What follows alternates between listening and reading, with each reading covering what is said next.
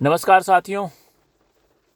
अब जो एक बड़ी ही महत्वपूर्ण खबर आ रही है वो मैं आपको बताना चाहता हूँ और आप उसको ध्यान से सुनिएगा। ये बहुत ही ज़्यादा घातक खबर है और ये सूचना कहीं ना कहीं सुशांत सिंह राजपूत केस को नुकसान पहुंचा सकता है और इसमें कई लोग शामिल हैं जो कि अत्यंत ही एक साजिश नज़र आता है हर चीज़ में।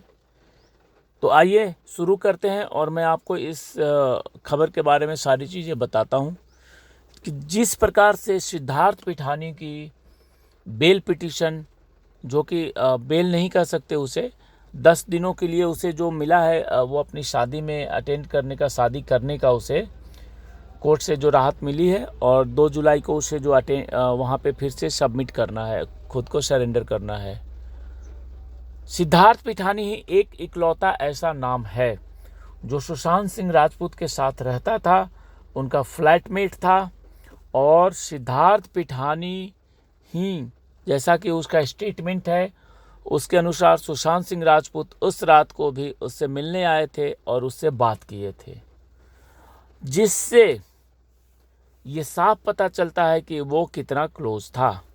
और जो आज मैं आपको बताने वाला हूं वो खबर भी इसी से कनेक्टेड है, क्योंकि सुशांत सिंह राजपूत की मौत के बाद सिद्धार्थ पिठानी ही इकलौता व्यक्ति था जो वहां गया कमरे में।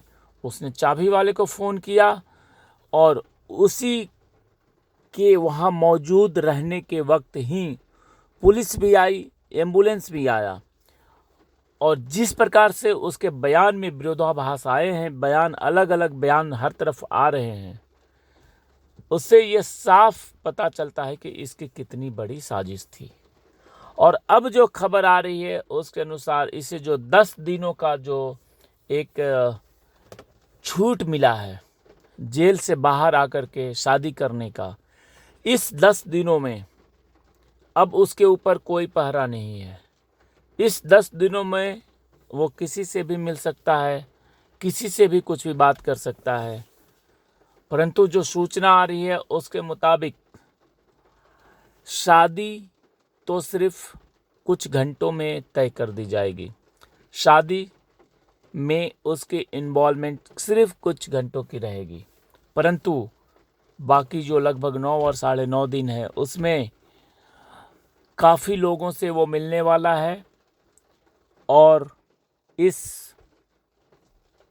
हत्याकांड से वो अपने आप को बरी कराने के लिए, और साथ ही साथ जो खबर है उसके अनुसार वो रिया चक्रवर्ती से भी उसकी मुलाकात तय है।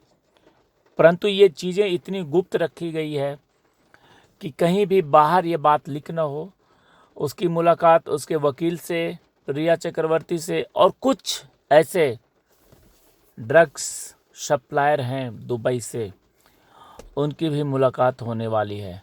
और इस मुलाकात में सिर्फ और सिर्फ एक ही एजेंडा है कि सिद्धार्थ पिठानी और रिया चक्रवर्ती को कैसे इस पूरे जाल से निकाल लिया जाए, कैसे इसको बचाव कर दिया जाए और कैसे ये लोग जितना दिन का जो मौका मिला हुआ है, ये 10 दिनों का शादी के नाम पे, इसको कितना एक एक मिनट का कैसे उपयोग किया जाए, इसकी पूरी प्लानिंग तय कर दी गई है, पूरी साजिश रच दी गई है।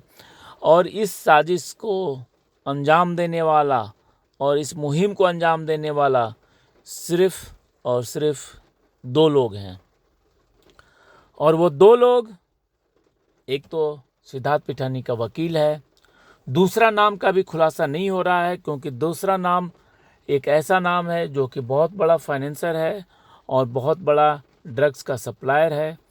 ये सारे लोग मिल कर के अब इनकी प्लानिंग ये है कि जो भी गिरफ्तारियां हो रही हैं इस केस में, और इस केस में गिरफ्तारी सिर्फ अभी तक सिद्धार्थ पिठानी ही अंदर है, बाकी लोग तो जमानत पे बाहर छूट गए हैं।